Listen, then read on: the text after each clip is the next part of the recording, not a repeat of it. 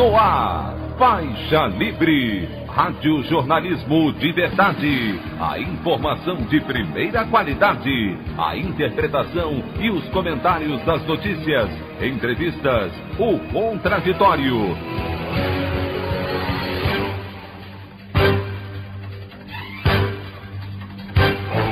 Tudo para aproximar você cada vez mais da realidade do Brasil e do mundo. Apresentação: Anderson Gomes. Jair Bolsonaro demite Roberto Castelo Branco da presidência da Petrobras e indica como substituto o general Silva Luna na tentativa de frear políticas de preço da estatal que promove consecutivos aumentos dos combustíveis. Demissão de Castelo Branco promove caos no mercado financeiro, com queda no valor das ações da Petrobras, temendo intervenção do Estado no preço dos derivados de petróleo. Câmara mantém prisão do deputado Daniel Silveira, determinado pelo Supremo Tribunal Federal, após ataques do parlamentar aos magistrados da Corte. Essas e outras notícias na edição desta segunda-feira, 21 de fevereiro do ano de 2021, do programa Faixa Livre.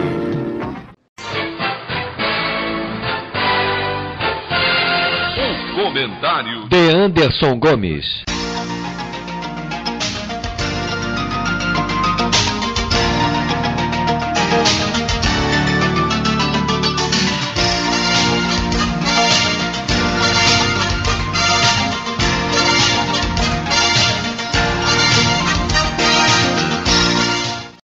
Bom dia, ouvintes. A demissão do presidente da Petrobras, anunciada na última sexta-feira por Jair Bolsonaro, não surpreendeu, visto que o ex-capitão mostrava desconforto com as pressões que vinha recebendo, especialmente dos caminhoneiros, por conta da política de preços da estatal, que promovia seguidos aumentos dos combustíveis. Veremos se a nomeação do general Silva Luna, que não tem qualquer experiência no ramo, promoverá a necessária mudança nessa política. Nós vamos nos aprofundar nesse tema ainda no programa de hoje, mas eu gostaria de fazer a leitura de uma ótima coluna escrita pelo jornalista Leonardo Sakamoto e publicada no sábado pelo site UOL, onde ele aborda as questões do momento na nossa política. O título da coluna é: Ao atropelar Daniel Silveira, Centrão lembra a Bolsonaro quem manda de fato. Os 364 votos a favor de manter Daniel Surra de Gato Morto Silveira, do PSL do Rio de Janeiro, no Chilindró, após ameaçar ministros do Supremo Tribunal Federal, devem ter dado um suadouro no Palácio do Planalto. Não pela queda do deputado totalmente descartável, ou mesmo pelo emparedamento de um comportamento golpista e violento do bolsonarismo, mas pelo fato de o Centrão ter lembrado a Jair Messias que, se quisesse, dava as mãos à oposição e conseguia seu impeachment. Ou seja, manda quem pode, obedece quem tem juízo. Claro que os deputados comandados por Arthur Lira não vão fazer isso. Seria o equivalente a trocar uma galinha que bota cargos e emendas de ouro por um general que, aparentemente, não tem uma esposa que recebeu 89 mil reais em cheques de Fabrício Queiroz, mas mantém um gabinete do ódio. Menos esqueletos no armário, menos poder de barganha no Congresso. Mas fica a dica ao presidente da República, não apenas para honrar seus compromissos passados.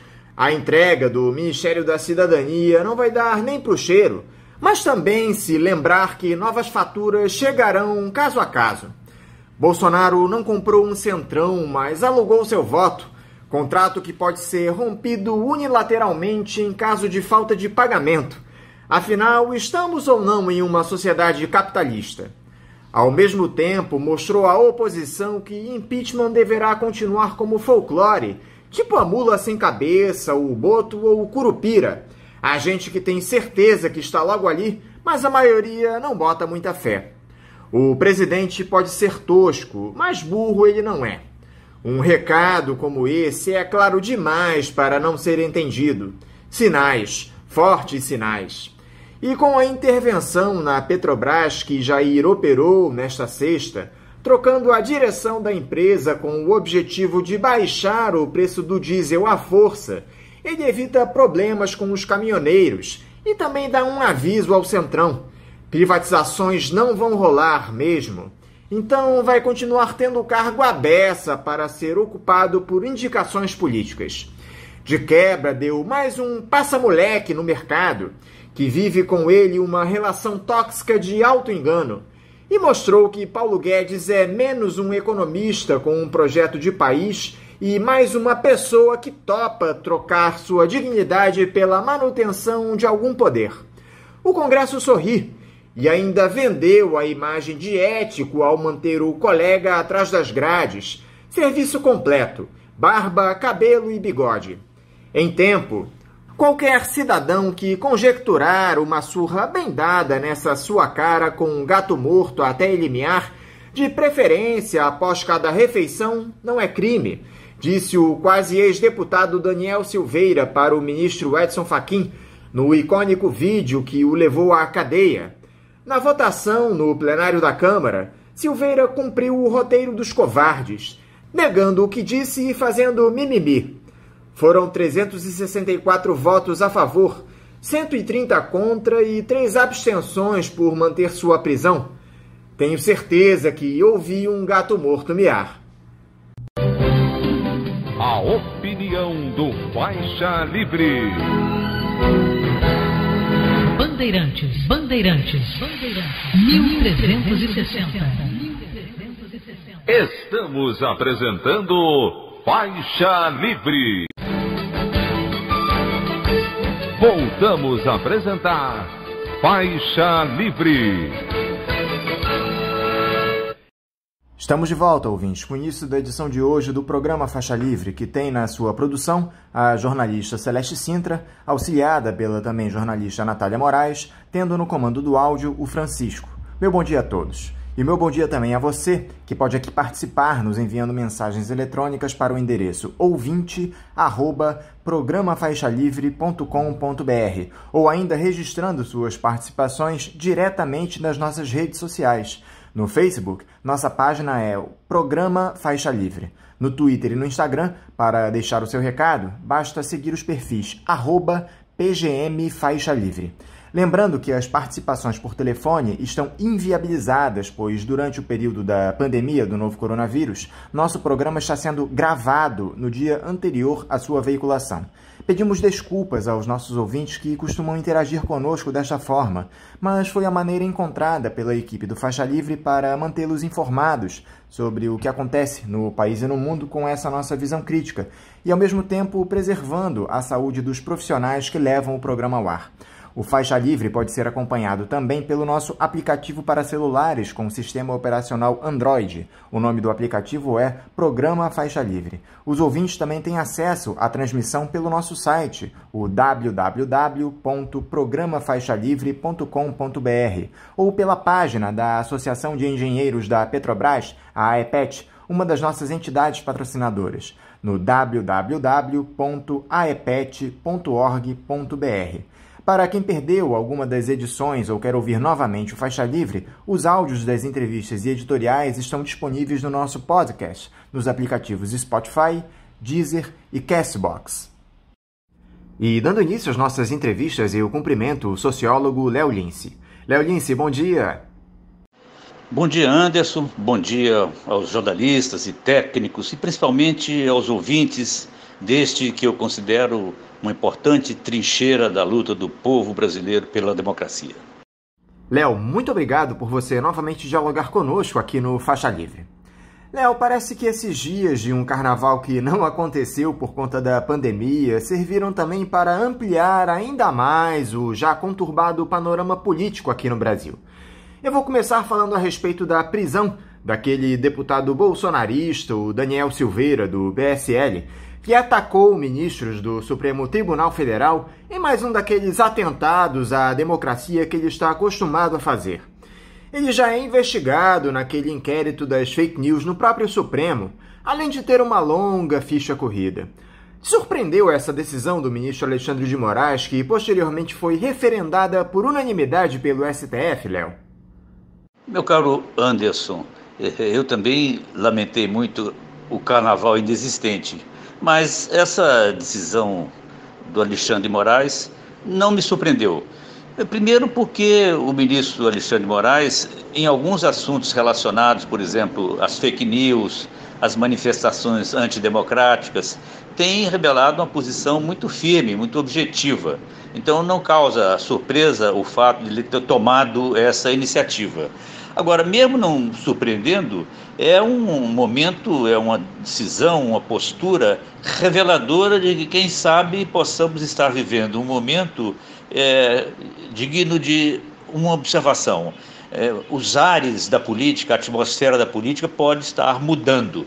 Eu acho que, evidentemente, você tem que inserir essa decisão num contexto mais geral de política. Eu, por exemplo, acho que essa iniciativa desse deputado Bombadão, ela pode ser, com alguma boa vontade, comparada com a invasão feita lá pelos partidários do Trump no Capitólio, nos Estados Unidos. Eu acho que ele fez aqui uma iniciativa semelhante e também pode ter dado com os burros na água. Então é preciso considerar que essa decisão, não só a deliberação do ministro, como a decisão unitária dos ministros do Supremo, é um dado político importante. Não surpreende, mas pode mostrar um caminho diferente no comportamento da Suprema Corte com relação aos atentados permanentes à democracia feitos pelos os ensandecidos ligados à ultradireita, protofascista, bolsonarista. Há quem diga que esse episódio se deu como uma cortina de fumaça para que se mudasse o foco do desastre que é o governo federal no combate à pandemia, Léo. Você compartilha dessa tese? Esse arroubo do Daniel Silveira aconteceu de caso pensado? Meu caro Anderson, eu não acredito que tenha sido uma cortina de fumaça. É evidente que todos nós sabemos que as bruxas sempre existem, mesmo quem não acredita nelas, e as conspirações também sempre existem quem sustenta. Mas, no caso específico, eu acredito que não se trata de uma coisa dessa natureza. Caso pensado, sim, pode ter sido um caso pensado, até porque esse parlamentar bombado que tomou a iniciativa pensa mal. E, evidentemente, eu acho que tem algumas características do momento político atual muito semelhantes ao que se viveu em meados do ano passado, junho, julho do ano passado. Um grande número de pedidos de impeachment, uma manifestação multitudinária de descontentamento com o governo, com a condução feita por ele da pandemia, o tipo de agravamento da situação e da sensibilidade quase comovida da sociedade brasileira com os acontecimentos de Manaus. E, evidentemente, num quadro como esse de agravamento da crise, e ainda assim o aparecimento de manifestações como essa, do livro de entrevistas, feito a partir de entrevistas com o general que comandava as Forças Armadas do passado, pode ser que esse deputado julgou que era o momento de tomar esse tipo de iniciativa, na tentativa de retomar o fio da meada dos acontecimentos daquele período, onde o que acontecia eram as manifestações de rua para fechar o Congresso, fechar o Supremo Tribunal Federal. Pode ser que esse deputado tenha considerado que chegou o momento oportuno para retomar aquele fio de meada. E aí resolveu produzir esse acontecimento desastroso que certamente já o levou à prisão e pode levar à cassação do seu mandato. Independentemente do desfecho desse caso, Léo, criou-se uma nova rusga entre a Suprema Corte e o Congresso. O descontentamento de boa parte dos deputados só não foi maior porque trata-se de um episódio envolvendo um parlamentar que não tem lá grande admiração dos seus pares, uma figura isolada por conta do seu caráter extremista. O problema, Léo, é que se abre um precedente importante com esse pedido de prisão, que foi fundamentado pela Lei de Segurança Nacional, um instrumento adotado pela ditadura militar. Esse novo racha entre o Legislativo e o Judiciário pode ter consequências preocupantes, Léo? Ou a irrelevância desse tal de Daniel Silveira não provocaria um desgaste maior entre os poderes? Meu caro Anderson, o fato de que o Supremo tenha deliberado por unanimidade a deliberação de prender o deputado Bombadão, levou o Congresso a uma reação interessante, curiosa. Foi a aprovação por uma maioria acachapante da concordância do Legislativo, no caso a Câmara dos Deputados, com relação à deliberação tomada pelo Supremo Tribunal. Portanto, pelo menos momentaneamente, não configura rusga alguma. Pode ser até uma espécie de acochambramento momentâneo entre as duas instituições. É evidente que isso não te dá nenhuma garantia sobre qual é o desdobramento posterior dessa relação e da relação das instituições entre si, dos poderes do Estado entre si. Afinal de contas, nós estamos vivendo um agravamento inusitado de uma crise estrutural profunda, agravamento da questão social, desemprego, carestia, inflação, tudo sendo retomado num quadro de recidiva da pandemia a partir desse vírus renovado, e o agravamento de tudo isso, uma sociedade inteira ligada nesses acontecimentos. Eu acho que, evidentemente, novos momentos desse embate vão se produzir necessariamente em função do desacerto geral da política brasileira e do processo de divisão que é marcadamente presente no interior de todas as instituições. No Executivo se bate cabeça com relação às medidas a serem tomadas, no Parlamento a situação de conflito permanente é quase uma marca registrada, e no próprio Judiciário. Então, na realidade, eu acho que algumas das questões que certamente a crise, o agravamento da crise, deverão colocar para o comportamento das instituições, pode a qualquer momento retomar um quadro de transformação de uma crise crônica permanente em alguma crise aguda na relação entre as instituições. No caso do Parlamento, eu acho que um dado importante a ser considerado nesse episódio é que, a partir da eleição das novas mesas da Câmara, do Senado e da Câmara dos Deputados, o Centrão passou a nadar de braçada.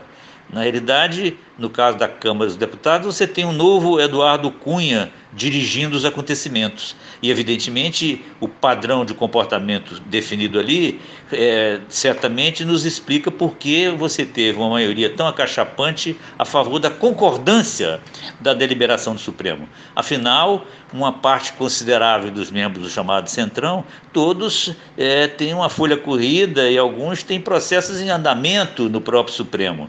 Pode ser que se caminhe para algum tipo de relação negociada, não se sabe ao certo. Evidentemente que a deliberação do ministro Moraes está ancorada na Lei de Segurança Regional, que continua existindo, não deveria existir mais, porque é um dos mais rombudos, das mais rombudas sobrevivências da ditadura militar. É um entulho autoritário que sobreviveu. Esse é um problema que, naturalmente, é colocado no plano do parlamento a necessidade de você substituir essa lei por uma outra, compatível com o chamado Estado de Direito Democrático. Não sabemos como essas discussões vão se dar, mas, na realidade, eu acho que, no momento atual, você tem um tipo de sinalização que pode, naturalmente, determinar o comportamento de titulares, tanto do Supremo, os juízes do Supremo, como das lideranças que estão dando as cartas no interior do Congresso Nacional. Resta saber qual vai ser o tipo de desdobramento. Por enquanto, não dá para dizer no agravamento das rusgas, mas de um momento, digamos assim, estão estudando aí uns aos outros para saber que rumo tomam os acontecimentos. Estão de olho no agravamento da crise e cada qual perseguindo os seus propósitos. O detalhe, Léo, é que boa parte dessa, digamos, valentia do deputado extremista se justifica pela atuação de oficiais das Forças Armadas no cenário político. Essa é que é a verdade. Isso ficou evidenciado naquela confissão do ex-comandante do Exército, o general Eduardo Vilas Boas, de que o tweet que ele escreveu lá em 2018, ameaçando o Supremo caso os ministros aceitassem um pedido de habeas corpus da defesa do ex-presidente Lula, teve a aceitação da cúpula da corporação na ocasião. Ou seja, esse caldo de autoritarismo já vem de longe no nosso país. Qual é o papel dos militares em todo esse caos, Léo? Eu considero aliás, já disse isso em entrevista anterior aqui no seu programa, Anderson, que os militares têm um papel fundamental no processo de agravamento da crise brasileira. Eu disse, inclusive, naquela ocasião, que provavelmente os militares podem sair desse malfadado governo Bolsonaro muito mais desgastados do que saíram no tempo da ditadura civil-militar. Então é indiscutível que há uma responsabilidade. Quando você analisa o fato de que uma boa parte do Estado-Maior das Forças Armadas, do Exército mais especificamente, porque no Brasil, quando se fala em Forças Armadas, em geral, para o bem ou para o mal, você se refere ao Exército, porque a Marinha e a Aeronáutica funcionam quase como penduricalhos do comportamento político que se estabelece no Exército. E tem características muito diferentes. Eu acho que a Marinha é aquela coisa mais antiga, que tem vários oficiais com sobrenome de alemão e que tinha a ver com o tempo do imperador, uma coisa antiga, e que fica lá no canto dela, naturalmente rememorando os tempos da chibata e dos tempos antigos. E a aeronáutica, ao contrário, é uma arma recente e as figuras mais destacadas e heróicas são figuras, inclusive, da luta contra o nazifascismo, dos brasileiros que lutaram na Europa, do Senta-Pua, é um outro tipo de extração. No Exército é onde você tem efetivamente esse tipo de imbróglio relacionado à política, ao papel das Forças Armadas e basicamente do Exército na política. E aí com exemplos díspares, tanto para um sentido como para o outro. É evidente que os estudiosos da sociedade brasileira já produziram muitas páginas discutindo isso. Qual foi o sentido social, por exemplo, do tenentismo? Boa parte do tenentismo era uma luta anti-oligárquica, progressista. Boa parte dos tenentes evoluíram para uma posição avançada. Não podemos esquecer que Luiz Carlos Prestes, que era uma figura proeminente dos tenentes, veio a ser o secretário-geral do Partido Comunista e de uma luta avançada por mudança social. E, ao mesmo tempo, muitos dos seus colegas se transformaram em figuras importantes da direita, com o desdobramento do processo político. Então tem sempre essa sombra na política brasileira, o papel do Exército. O Sobral Pinto, esse advogado notável, dizia que a desgraça da República Brasileira é que ela foi proclamada por militares que não eram nem republicanos. Então esse problema é um problema permanente e, evidentemente, quando você analisa os acontecimentos imediatamente anteriores ao golpe que afastou a Dilma Rousseff, que estão revelados nesse livro do general Vilas Boas, você vê claramente que provavelmente, entre todas as forças que confluíram para tornar vitoriosa a candidatura do Bolsonaro, talvez a mais forte, a mais influente, a mais capilarizada, a mais organizada, seja exatamente as Forças Armadas.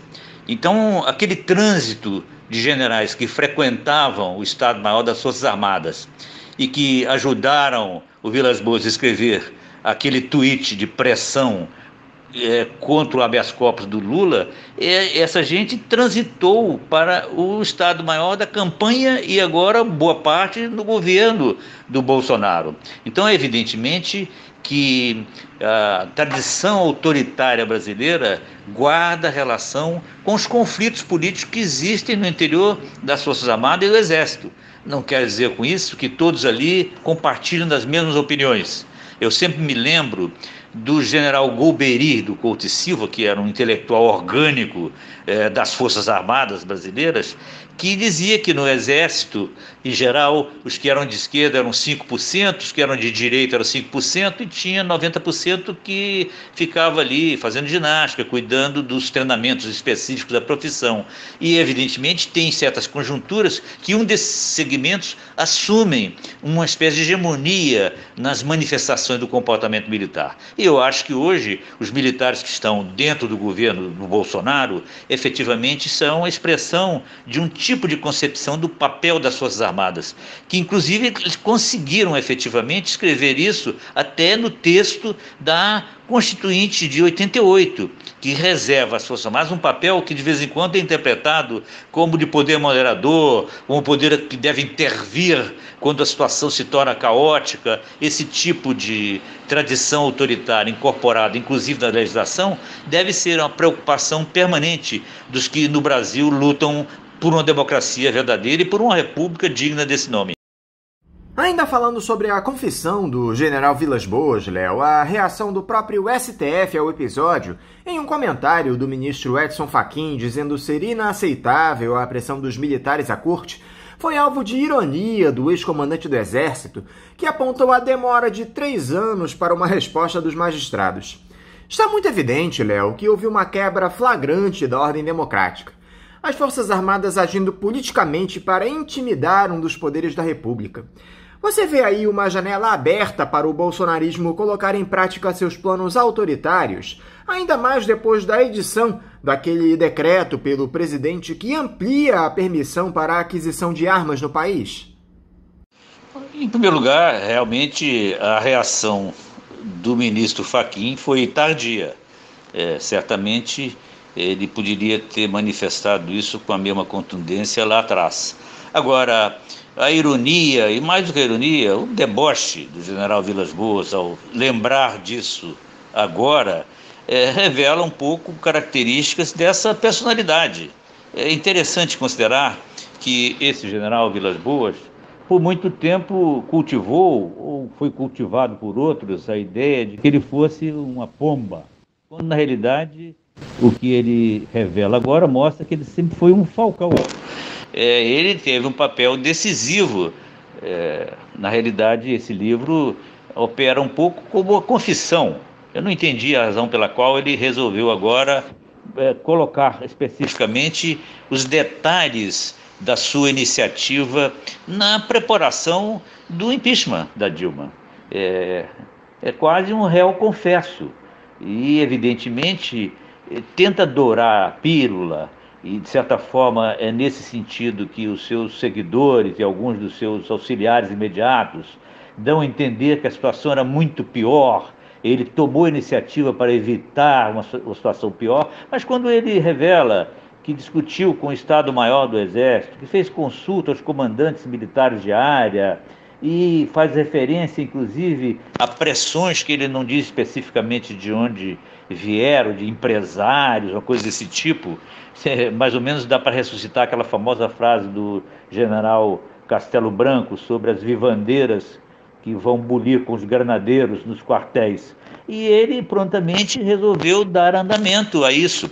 E, evidentemente, se ele, ato contínuo, deixa o comando das Forças Armadas e ocupa um cargo no interior, lá sob a vigilância e a guarda do general Heleno, e todos os demais que passaram a ocupar os gabinetes lá no Palácio do Planalto, os infinitos outros designados para cargos, muitos deles sem a menor competência, como é o caso desse general da Ativa, que infelicita e desorganiza o Ministério da Saúde. Ele mostra que, sem dúvida nenhuma, é uma figura que jogou um papel efetivo num tipo de manipulação golpista e que agora isso está posto a nu, né, quando ele resolve, digamos assim, distribuir a culpa disso para um conjunto de outros que estão ali no governo. Agora, ainda assim, eu acho que isso, evidentemente, são dados reveladores do padrão autoritário permanente da política brasileira, muito refratário a uma presença mais efetiva do povo e da livre manifestação das diferenças, da democracia, em suma. Não se aceita a democracia como uma coisa razoável. Agora, ainda assim, eu não creio que isso sirva totalmente aos propósitos tirânicos, autoritários, ditatoriais do Bolsonaro. Porque isso, naturalmente, envolve questões muito complexas. E eu, por exemplo, chamo a atenção para aquelas manifestações de junho e julho do ano passado, quando se pedia em cartazes, essa tropa bolsonarista da ultradireita pedia intervenção militar com Bolsonaro. Isso estava escrito em muitas faixas. É curioso porque isso já existia. O Bolsonaro era o presidente e os militares estavam com ele na presidência. Então isso já era uma realidade presente no quadro político. Bolsonaro com os militares no governo. O que se pedia na realidade era o fechamento do Congresso e o fechamento do Supremo. Mas isso não estava escrito na faixa. Mas isso fica revelado, inclusive, na investida atual desse nosso deputado Bombadão, que está agora preso. Na realidade, para esse passo, eu creio que as Forças Armadas não têm essa hegemonia de ultradireita no pensamento militar, não chega a ponto de apoiar iniciativas voltadas para o fechamento do Congresso e do Supremo. Por isso mesmo, eu acredito que o projeto permanente do Bolsonaro de se transformar num ditador, naturalmente ele se dirige a outras forças.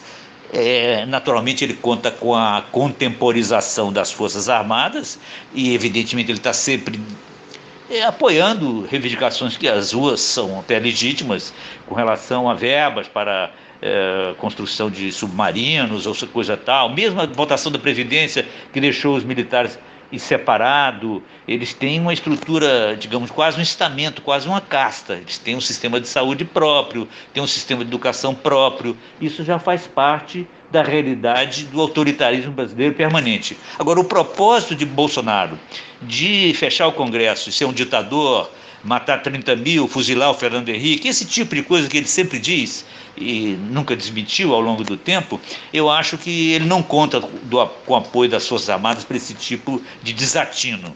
Portanto, eu creio que esse decreto sobre facilitação de armas, munições, que inclusive contraria regulamentos e tira espaços de participação das próprias Forças Armadas no controle desses armamentos. Eu acho que o Bolsonaro se dirige aí muito mais a outros segmentos da sociedade. Milícias, por exemplo, as milícias são beneficiárias dessa questão. Eu acho que setores da polícia militar que têm um tipo de participação que ficou muito patente em algumas rebeliões absolutamente absurdas acontecidas em alguns lugares, e mesmo segmentos paramilitares abrigados no interior das Forças Armadas, mas que não são o seu comando, os seus comandantes, que, bem ou mal, são obrigados a respeitar certas questões de formalidade democrática que provavelmente impedem essa aproximação definitiva. De qualquer forma, há razões para preocupação e quem discute a necessidade absoluta do país retomar uma trilha democrática e se livrar do intervalo trevoso, esse interregno perigoso que é o governo Bolsonaro, é importante não descurar de discutir esse tipo de vinculação, tanto dos que estão afinados com o projeto autoritário, ditatorial do Bolsonaro, como aqueles que terminam apoiando isso, mas sem um compromisso profundo com ele. Vale para as Forças Armadas, vale também para os setores do capital financeiro que apoiam esse governo, os diversos segmentos que se tornaram possível a vitória do Bolsonaro. É preciso estar atento com relação a esses diferentes aspectos do processo político brasileiro. Léo, na última semana, o ex-presidente Lula concedeu uma longa entrevista ao site UOL e eu gostaria de abordar alguns pontos dela aqui com você. Primeiro, o petista ressaltou que não haveria tempo hábil para que o Congresso debatesse a possibilidade de impeachment do presidente Jair Bolsonaro até as eleições do ano que vem. É uma declaração até certo ponto polêmica, visto que boa parte da pauta da esquerda está concentrada na saída do ex-capitão do cargo máximo da República. Você concorda com essa opinião do Lula, Léo? Sugerindo a manutenção do Bolsonaro na presidência, ele não estaria tentando manter o tensionamento entre esquerda e direita para se opor ao político nas eleições de 2022? Meu caro Anderson, eu considero o Lula uma das lideranças populares mais importantes da história política brasileira, mas sempre considerei o Lula um pragmático do poder e um intuitivo genial. Eu acredito o seguinte, que nas situações de crise profunda, crise estrutural, os intuitivos correm risco de ter a sua bússola desorganizada. Em geral, o intuitivo ele tem uma eficácia política muito grande em situações de previsibilidade maior do que a situação como essa que nós estamos vivendo, de uma crise estrutural profunda, de incerteza estrutural. Então eu acho que o Lula anda com a bússola meio desorganizada. Eu acho que, por conta disso, a minha modesta opinião é a seguinte: ele está errado com relação a essa posição sobre o impeachment. Não se trata de considerar se tem tempo, se não tem tempo, se o tempo é curto, se vai ou não vai passar. Evidentemente, se você quer estabelecer uma sintonia com um sentimento que cresce de maneira avassaladora, na base da sociedade, nas estruturas intermediárias de poder, no rechaço que figuras importantíssimas de variadas posições políticas, não é só da esquerda, não, de pessoas que têm uma participação individual, não segmentada na luta política e democrática, eu acho que impeachment tem uma importância muito grande. Basta ver, por exemplo, o filho do César Maia, o Rodrigo Maia, ficou sentado sob dezenas, 60 pedidos de impeachment, e agora já continuam chegando novos pedidos de impeachment. E há sempre esse argumento de não tem tempo. Eu acho que aí vale até fazer referência ao exemplo do que aconteceu nos Estados Unidos. Lá, os democratas da Câmara não hesitaram em pedir mais de uma vez impeachment, mesmo sabendo que seriam obstado no parlamento, e pediram impeachment até depois que o Trump já tinha saído do governo. Aí o problema não é saber se tem como ter vitória imediata, não tem como não ter, esse tipo de discussão. A discussão é outra. A discussão é a definição estratégica de um contraponto absoluto, radical, com o bolsonarismo. Então eu acho que tem que buscar sintonia com os movimentos sociais, com o sentimento, com a comoção do povo brasileiro, com a administração absolutamente estúpida que tem sido dada à pandemia. Eu acho que o Lula não acerta quando faz esse tipo de avaliação. E se for por conta do que você especula, uma aposta, digamos assim, uma polarização, processo eleitoral de 2022, o erro continua do mesmo tamanho. Porque, da minha opinião, para as forças que têm interesse efetivamente de organizar uma frente política capaz de derrotar o bolsonarismo, a polarização é outra. A polarização não é voltada para essa discussão de 2022, é a polarização no interior dos movimentos. Se não houver uma reativação da mobilização social e a confluência de diferentes posições para a lógica de derrotar o bolsonarismo, provavelmente não há nenhum candidato entre os que já estão lançados, não estão lançados, com condições efetivas de produzir essa derrota. Eu acho que a polarização não é nessa questão de alinhavar candidatos que possam derrotar o Bolsonaro em 2022. É exatamente no plano dos movimentos sociais, no plano da sociedade civil, das estruturas intermediárias de poder, da OAB, da ABI, da SBPC, de tudo quanto dos antigos sindicatos, dos antigos, novíssimos movimentos identitários, todos eles confluírem para um tipo de movimento. E, evidentemente, para esse tipo de movimento, um pedido de impeachment, que só pode, digamos assim, ter andamento a partir de alguma deliberação do plano da instituição parlamentar, é uma posição política que eu tenho a impressão que os que são efetivamente contra o bolsonarismo, e o Lula efetivamente é contra o bolsonarismo, não pode menosprezar. Além disso, Léo, o ex-presidente afirmou que não precisa ser candidato à presidência em 2022, mas se colocou à disposição caso sua participação nas eleições seja necessária para derrotar o bolsonarismo. Nós cansamos de debater esse tema aqui no programa, Léo. Você ainda vê viabilidade no Lula para ocupar o cargo máximo da República?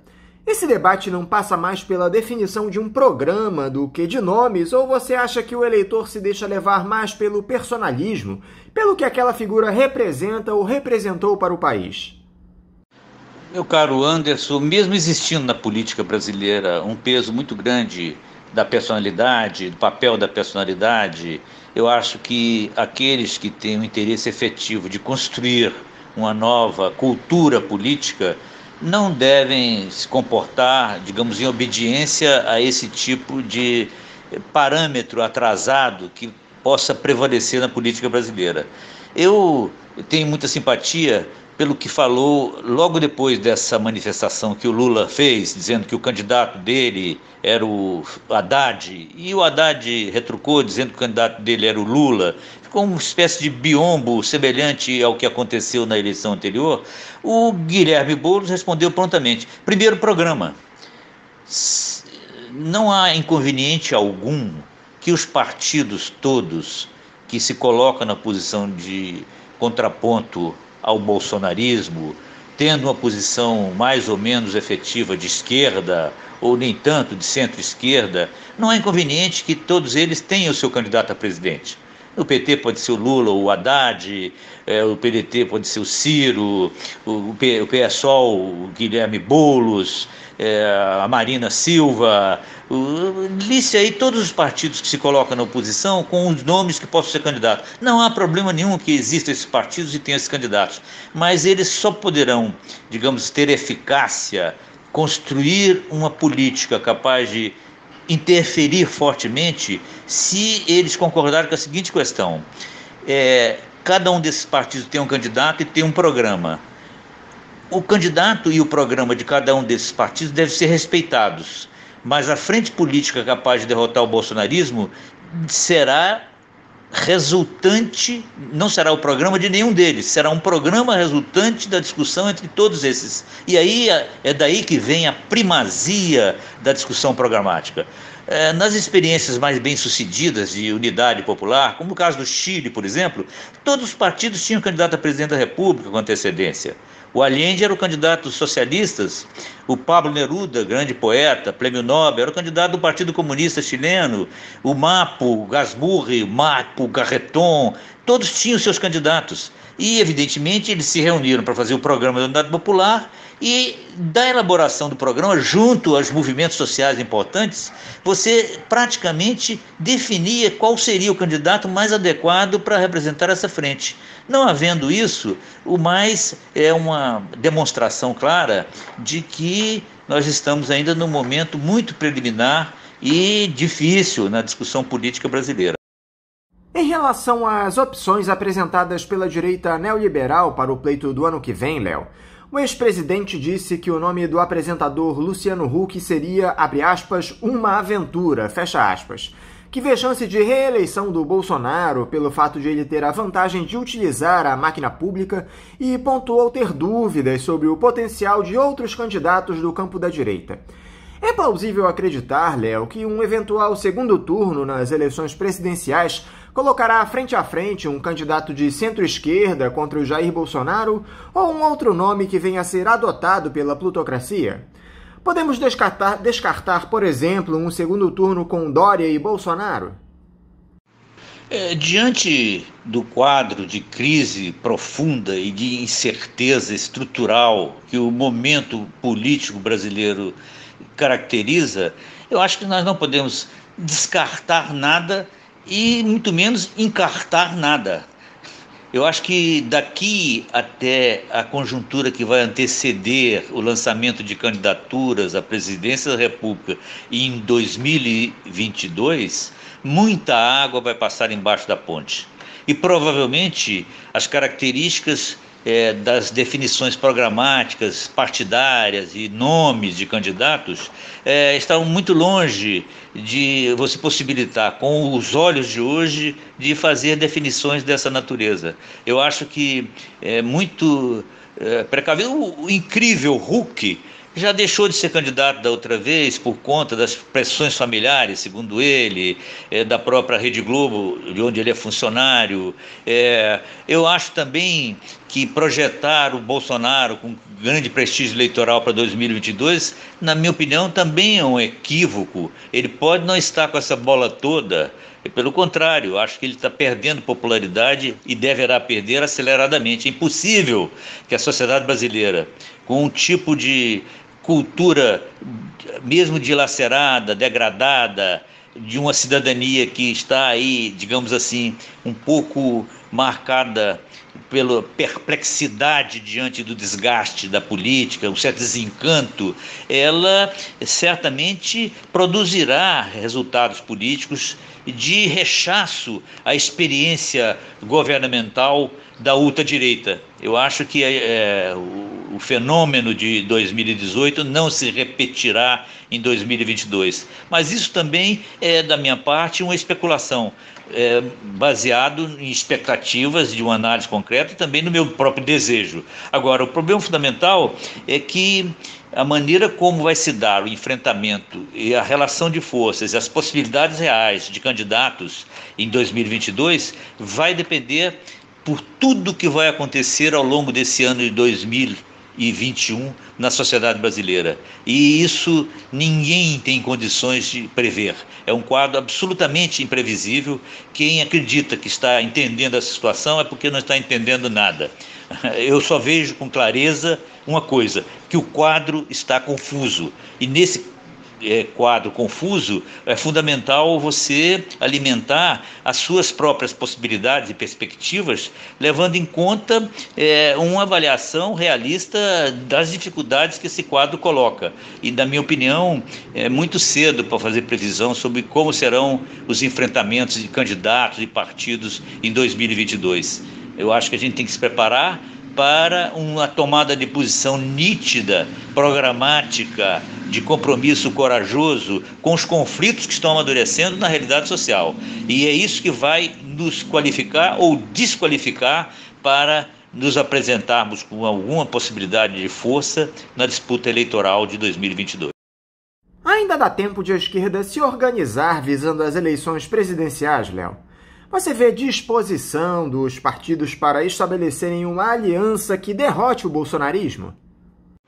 O tempo na política é uma coisa extremamente variável. Às vezes acontece ao longo da história que uma semana as coisas mudam num processo de tal velocidade que, fora das condições em que isso se foi determinado, demoraria anos. Então há tempo, sim. E, evidentemente, a necessidade política de que esse tipo de discussão prospere. O problema que se coloca nesse caso é a própria metodologia e a concepção que possa presidir esse esforço de construção de uma aliança eleitoral, de uma frente eleitoral. Eu não acredito que nenhuma aliança eleitoral se processa com êxito se não for antecedida por uma proximidade política no interior dos conflitos que amadurecem na sociedade. O que determina a possibilidade da construção de uma aliança de esquerda na disputa eleitoral é a união da esquerda nas lutas concretas do dia a dia. Isso fornece não só parâmetros, como fornece substâncias para formulação de programa, como inclusive está sempre aberto ao surgimento de lideranças novas, que estão aí ainda não conhecidas e que possam nos ajudar a sair da encalacrada que é a que caracteriza o momento atual. Eu vejo, por exemplo, que mesmo a experiência dessas eleições municipais desse ano passado, algumas experiências positivas podem nos servir de modelo. Por exemplo, aconteceram em algumas capitais aliança de esquerda vitoriosa. Foi o caso de Belém, por exemplo. Em Belém houve uma aliança de esquerda que ganhou a eleição municipal. Foi uma coisa interessante. Eu não sei como é que está o debate entre essas forças ali, mas dali pode vir algum tipo de alento. Em Florianópolis também teve um candidato de esquerda, do PSOL, que foi apoiado por todos os partidos de esquerda. Não foi vitorioso, a eleição se resolveu no primeiro turno, graças à onda bolsonarista, mas foi o segundo mais votado, e não sei como é que prosperou a discussão desse assunto. E tem um exemplo importantíssimo de São Paulo. É curioso o que aconteceu em São Paulo. Eu acho que em São Paulo, os partidos de esquerda mais importantes e conhecidos, todos tiveram candidato próprio. O PT teve candidato, o PCdoB teve candidato, o PSOL teve candidato. E Um dos candidatos do PSOL, o Guilherme Boulos, teve 20% dos votos no primeiro turno, foi ao segundo turno, teve uma votação expressiva e contou no segundo turno com apoio da Marina, do Lula, do Ciro. São experiências que podem se esgotar nessa eleição municipal, mas que podem fornecer alento com relação aos procedimentos indispensáveis para a construção de uma aliança política. Se você indagar dos partidos, dos parlamentares, dos líderes de todos esses partidos de esquerda, todos são favoráveis a uma aliança e a uma frente de esquerda. Então, a intenção existe, mas existe um abismo entre a intenção e o gesto e a construção concreta.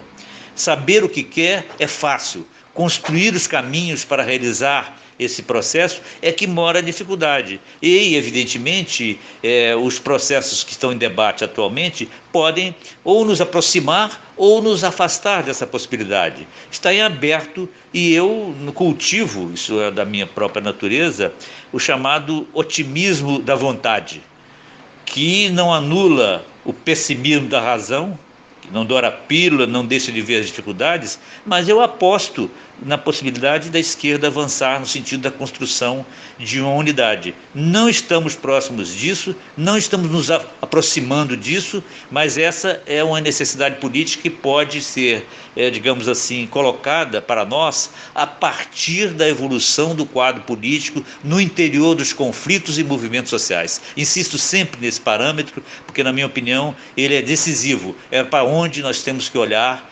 para cultivar ânimo ou desânimo com relação a essa possibilidade. Léo Lince, muito obrigado por você novamente estar aqui conosco no Faixa Livre. Eu quero te desejar um ótimo dia de trabalho e um forte abraço. Obrigado a você, Anderson. Obrigado à equipe valorosa que produz esse programa e um abraço forte também a você e a todos os ouvintes dessa trincheira da luta democrática. Até a próxima. Conversamos aqui com o sociólogo Léo Lince. Como vocês, ouvintes, sabem, o Faixa Livre tem passado por um processo de transição nos últimos tempos que provocou algumas mudanças e também adaptações às novas tecnologias.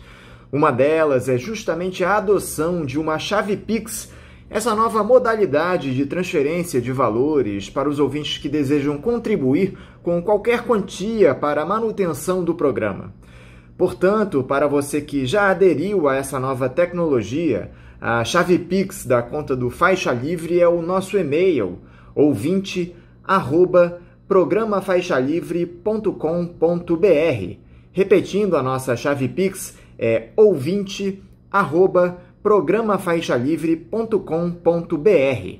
Para você que faz transferências da maneira tradicional, a nossa conta em nome da Associação de Funcionários do BNDES, a AFBNDES, no Banco Itaú, agência 1964, conta corrente de número 03004, dígito 1.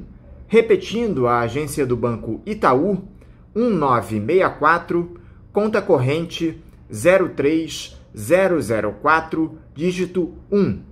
O CNPJ da AFBNDES para a realização de depósitos de quem não é cliente do referido banco é o 33984-550-0001-41. Repetindo, o CNPJ da AFBNDES é o 33984-550-0001-41.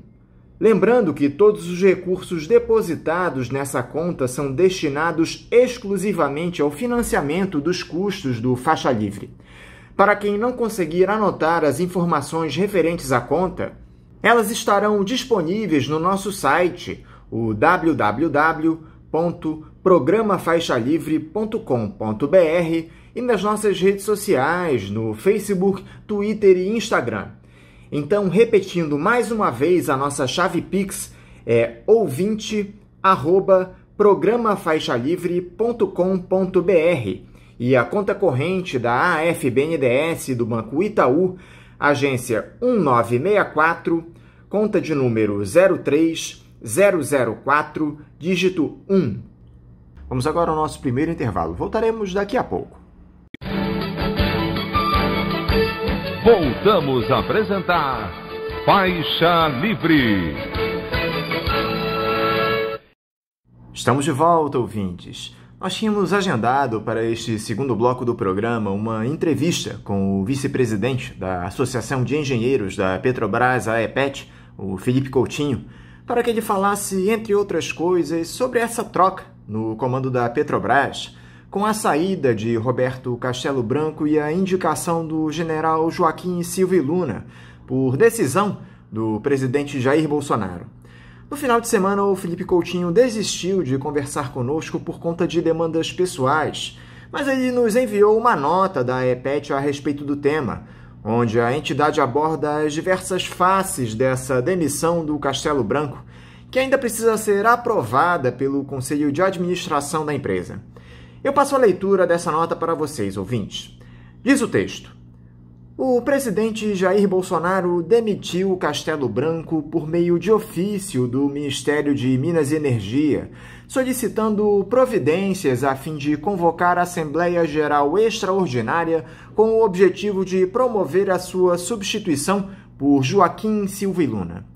A gestão de Castello Branco foi marcada pela manutenção da política de preços paritários de importação, a PPI, pela redução dos investimentos e privatização acelerada de ativos rentáveis e estratégicos, com a consequente desintegração vertical e nacional da Petrobras, a fim de maximizar pagamentos de dividendos no curto prazo e pavimentar o caminho para a realização de seu declarado sonho de privatizar a Petrobras, que é a maior companhia brasileira.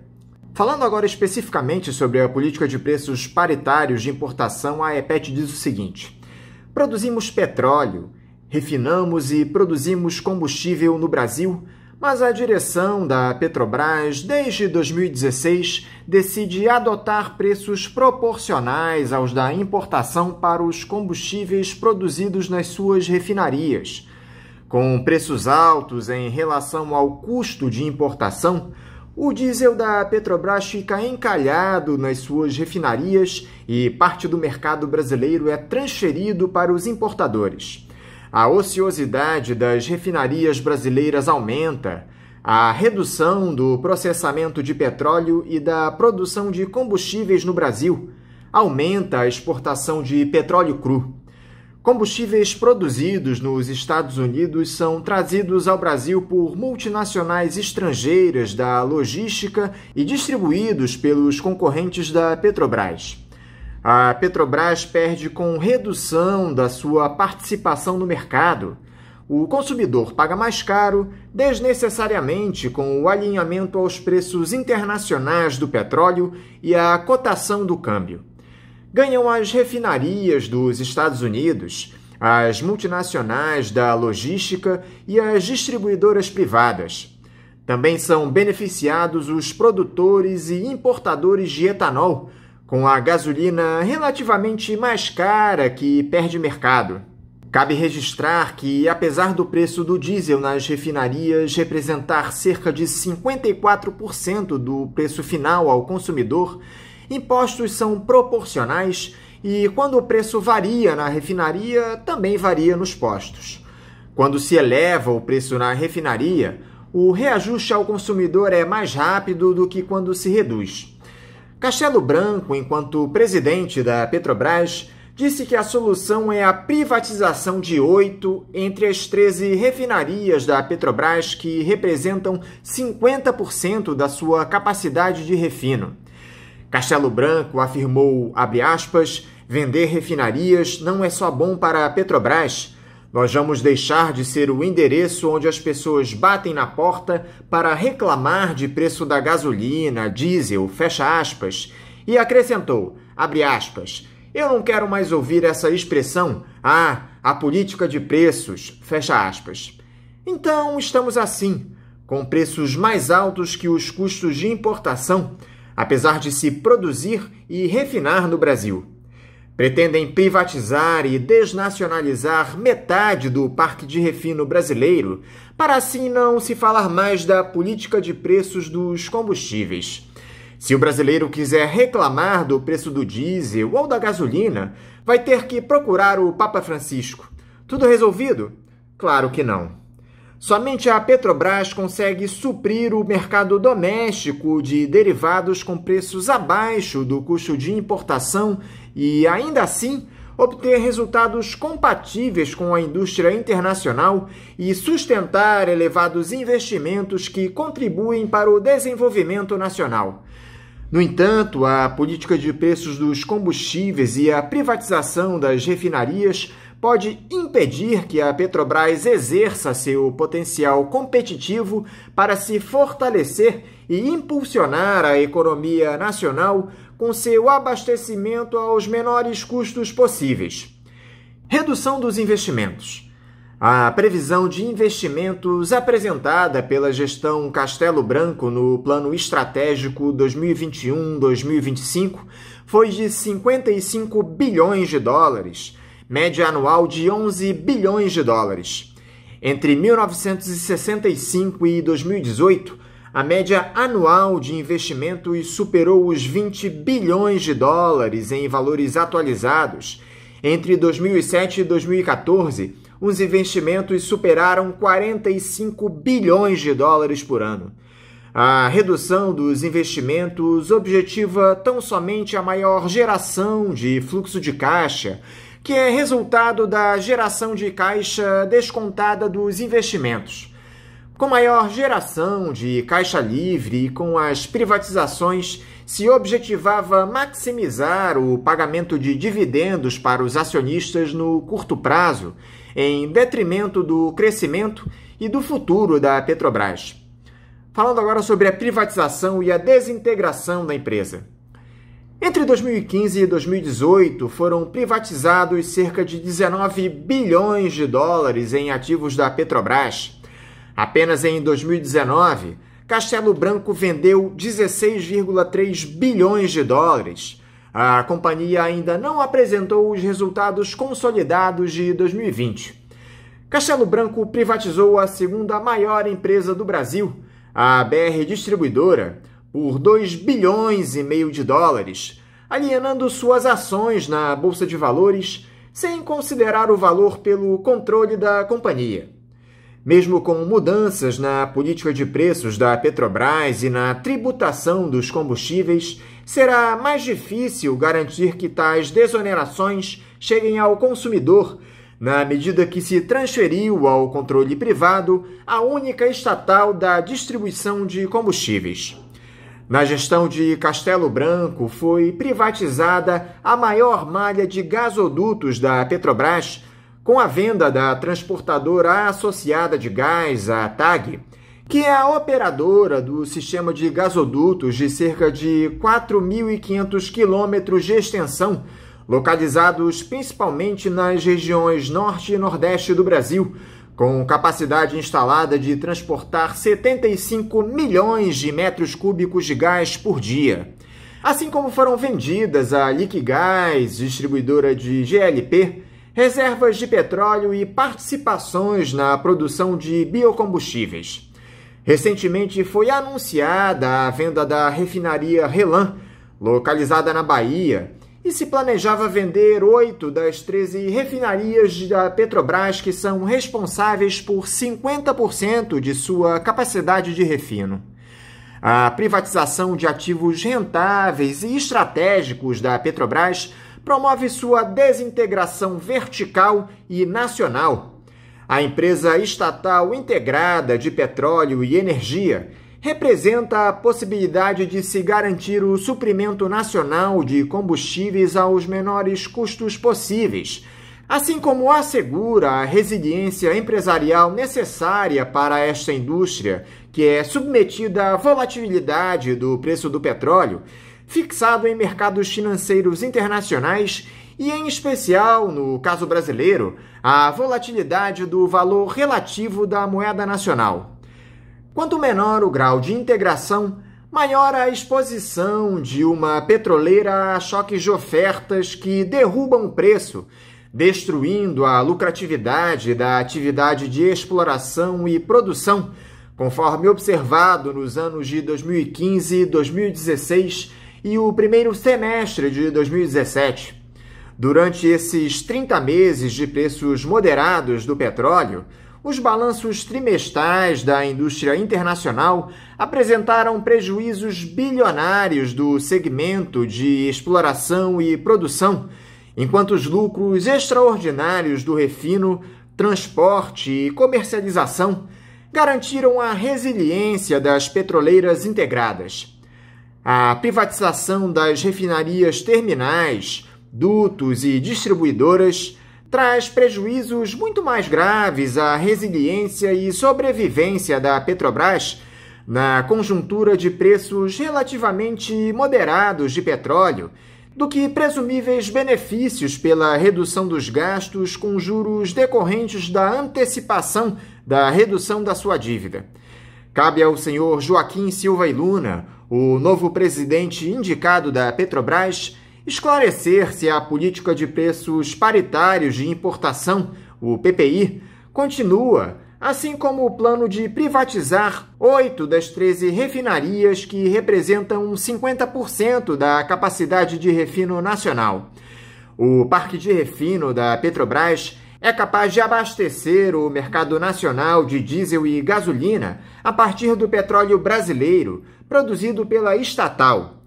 Não é razoável vincular seus preços aos de importação, mas sim abastecer aos menores custos possíveis, promovendo o desenvolvimento da economia brasileira e garantindo a capacidade de investimento da Petrobras.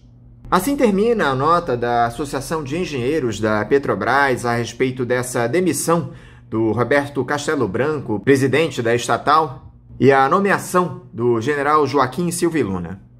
É muito evidente que o Roberto Castelo Branco vinha promovendo um desserviço para o Estado Nacional com esse projeto de entrega da Petrobras, de desmanche fracionado da empresa com a venda de refinarias, a privatização das nossas jazidas do pré-sal. Só que ainda não está clara qual será a posição do Joaquim Silva e Luna, que não tem qualquer experiência no ramo de petróleo e gás. Ele era ex-diretor da Itaipu Binacional. Não sabemos se ele vai desistir desses planos entreguistas dos ultraliberais. Tampouco se ele vai promover a valorização da empresa e principalmente dos seus funcionários, que têm sido expostos nos últimos tempos a programas de demissão voluntária. Nós aqui do Faixa Livre esperamos que esse processo de entrega da nossa principal estatal seja paralisado imediatamente e que o nosso país possa voltar a ter empresas estatais fortes, como sempre teve.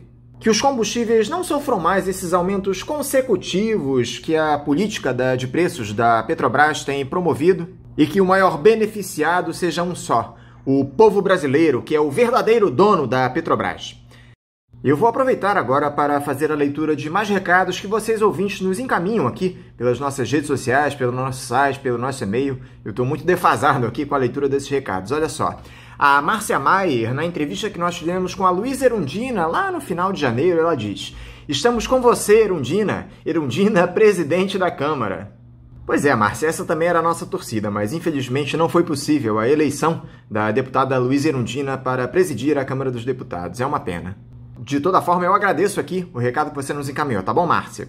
Também, na mesma entrevista, a Cecília Renardini fez aqui uma ironia. Ela diz o seguinte: "Anderson, como você fala? Custou para deixar a Erundina falar." A entrevista que nós fizemos com a deputada Luísa Erundina foi bastante extensa. Ela falou o quanto ela quis. Eu fiz questão de deixá-la falar o quanto ela precisasse. E a Cecília fez aqui essa ironia a respeito da duração da entrevista. Muito obrigado aí pelo teu recado e pela tua audiência, Cecília. O Fábio Antifascista Ecopessoal, pelo nosso Facebook, ele diz: "Eduardo Cunha é um corrupto muito hipócrita, muito cínico, não é? Ele era o presidente da Câmara, tinha o poder institucional de pautar ou não a abertura do processo de julgamento de impeachment ilegal contra a Dilma. E diferente do que tem feito e continua fazendo o Rodrigo Maia, de se negar a pautar a abertura do julgamento de impeachment de Bolsonaro, o famigerado Cunha pautou a abertura do processo. Se ele não pautasse o projeto na agenda da Câmara, o processo de julgamento do impeachment não iniciaria. Mas todos os outros são muito mais responsáveis, orquestradores, corruptores e coagidores que ele, Cunha, foi um santo nesse golpismo todo. Todos são igualmente canalhas, cínicos e corruptos, e não se pode esperar outra postura ética das direitas brasileiras. Mas, na época, o presidente Eduardo Cunha tinha mais poder que os outros. É verdade, Fábio. Infelizmente, o Eduardo Cunha pautou o julgamento do processo de impeachment da ex-presidente Dilma Rousseff. Um processo repleto de ilegalidades, diga-se de passagem, não é, Fábio? Toda essa tragédia que nós temos hoje no nosso país está diretamente ligada a esse impeachment ilegal da ex-presidente Dilma. Os tais crimes de responsabilidade aos quais ela foi imputada, a edição de decretos de suplementação orçamentária, aquelas pedaladas fiscais, todos os presidentes anteriores a ela fizeram. Só que, evidentemente, esse processo de impeachment ele é muito mais político do que jurídico. A Dilma, infelizmente, não conseguiu coadunar os interesses no parlamento, entrou em rota de colisão com o Eduardo Cunha e aconteceu tudo isso que nós temos, não é, Fábio? Muito obrigado pelo teu recado e por essa boa lembrança que você fez. Já no YouTube, o Wilson João Batista diz: obrigado a toda a equipe do Faixa Livre e parabéns pelos programas. Assim, saúde e vida longa a todos neste 2021. Wilson, muito obrigado por esse teu recado. Que bom que você gosta aqui dos nossos Faixa Livre. Eu espero que você continue aí ligadinho no nosso programa, nos dando essa audiência que você nos oferece, tá bom, Wilson? Muito obrigado mais uma vez. O Antônio José faz uma pergunta aqui pelo YouTube. Ele pergunta o seguinte: o que você acha da energia solar e eólica? Vão ajudar a baratear a energia elétrica? Pois é, Antônio, é muito evidente que essas energias renováveis, não poluentes, elas têm uma série de vantagens no que diz respeito não só ao custo, mas ao respeito ao meio ambiente. O grande problema é a adoção dessa matriz energética para o nosso país. Nós ainda somos totalmente dependentes das hidrelétricas, sem contar que o custo de implantação para que haja a cobertura de todo o território nacional por essa energia solar e eólica é muito elevado. Eu não sei até que ponto isso é viável para o nosso país. De toda forma, eu agradeço demais o teu recado, Antônio, e essa discussão precisa de fato ser levantada no nosso país. Mais uma vez, obrigado, Antônio. O Ricardo Félix, lá de Interlagos, nos manda aqui um recado pelo YouTube dizendo: excelente a entrevista com Eduardo Pinto, parabéns. Eu fico feliz, Ricardo, que você tenha gostado desse nosso bate-papo com o professor Eduardo Pinto. Te agradeço o recado e a audiência. No programa que nós entrevistamos a Kátia Wiesentheimer, o Nildo Ourix e o Paulo Velasco, lá no final de janeiro, a Gleice Nogueira diz: estarei atenta, viva o programa Faixa Livre. Eu espero que você tenha gostado das entrevistas desse dia, tá bom, Gleice? Muito obrigado pelo teu recado. O Beto Leal: excelente iniciativa o espaço que deram à deputada. Ela pôde falar sem interrupções. Ele se refere aqui à entrevista que nós fizemos com a Luísa Erundina. Que bom, Beto, que você gostou. Infelizmente, os parlamentares da nossa esquerda eles não têm muito espaço na mídia dominante. E isso é algo que nós aqui no Faixa Livre sempre prezamos. Há 26 anos nós damos voz a essa nossa esquerda que é tão atacada pela mídia dominante, pelos interesses dos ultraliberais. Eu espero que você continue ligadinho aqui no nosso Faixa Livre. Beto, obrigado pelo teu recado. No YouTube nós temos agora 2 elogios aqui, ó. O Gustavo Barreto diz: excelente programa. Já a Edith Teixeira: o programa continua maravilhoso. Um beijo para todos da equipe do Faixa Livre. Um beijo e um abraço para vocês, Gustavo e Edith. Eu fico feliz pela audiência que vocês têm nos oferecido aqui. Muito obrigado pelo recado. O Zé Luiz Rodrigues faz uma análise aqui da entrevista do Nildo Ourix. Ele diz: muito pertinente a análise da conjuntura do Nildo, principalmente em um momento marcante de ruptura. Acredito que essa voz há de se propagar de alguma forma. Estamos carentes de uma esquerda que possa esclarecer para o povo o caminho a seguir. É verdade, Zé Luiz. Iniciativas como o Faixa Livre são muito raras no rádio do nosso país. Não só no rádio, mas em toda a mídia. O debate do ponto de vista da esquerda precisa urgentemente ser colocado. Eu te agradeço a tua audiência e o teu recado, tá bom, Zé Luiz? Agora, o Cláudio Azani, pelo Facebook, escreveu aqui um longo recado. Ele diz o seguinte: Ouvi a entrevista do Nildo Ourix e essencialmente estou de acordo com os pontos centrais da sua análise. Há poucos dias assisti um debate entre keynesianos no Brasil 247, no qual estavam presentes Paulo Gala, Wallace Moreira, André Roncalha e Elias Jabbour. Este último, geógrafo, especialista em China e membro do Comitê Central do PCdoB, defendeu a possibilidade, no contexto brasileiro, de superação do subdesenvolvimento com industrialização e distribuição de renda e riqueza, aproveitando-se de oportunidades e contradições entre atores hegemônicos do cenário internacional, independentemente de rupturas por revoluções nacionalistas e socialistas. Assim como Wellington Moreira, que é especialista em Coreia do Sul, Jabbour cita os adeptos da TMD, que é a teoria marxista da dependência, e ambos afirmaram não concordarem com a necessidade de uma revolução brasileira que abra caminho para um projeto nacional de desenvolvimento no Brasil, criticando a centralidade da noção de imperialismo para o campo da TMD na América Latina, relativizando-a. Pareceram críticas fraternais e, ainda que firmes, não senti ranço. Também assisti no Duplo Expresso um debate entre o Nildo e o Paulo Gala sobre o neodesenvolvimentismo, possibilidades e limites, onde se margeou essa temática. Seria importante abrir o debate para, como diz o próprio Nildo, tocar no nervo da questão. Abração. Cláudio, muito obrigado pelo teu recado, pelas tuas indicações. Eu vou passar aqui a tua sugestão de pauta para a Celeste, uma entrevista aí com o Paulo Gala. E vamos ver se nós conseguimos agendá-la aqui no Faixa Livre. Mais uma vez, muito obrigado pelo teu recado, Paulo. Lembrando a todos os ouvintes que queiram entrar em contato conosco aqui no Faixa Livre, podem mandar suas mensagens pelas nossas redes sociais, no Facebook, Twitter e Instagram, pelo nosso site, que é o www.programafaixalivre.com.br, pelo nosso canal no YouTube, que é o Faixa Livre, ou pelo nosso e-mail, que é o ouvinte@programafaixalivre.com.br. Vamos agora a um novo intervalo. Voltaremos daqui a pouquinho. Voltamos a apresentar Faixa Livre.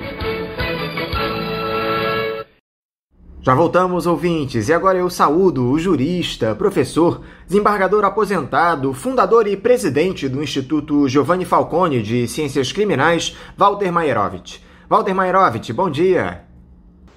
Anderson, é sempre uma honra estar participando do Faixa Livre. Maierovitch, muito obrigado por você estar novamente dialogando aqui conosco no Faixa Livre.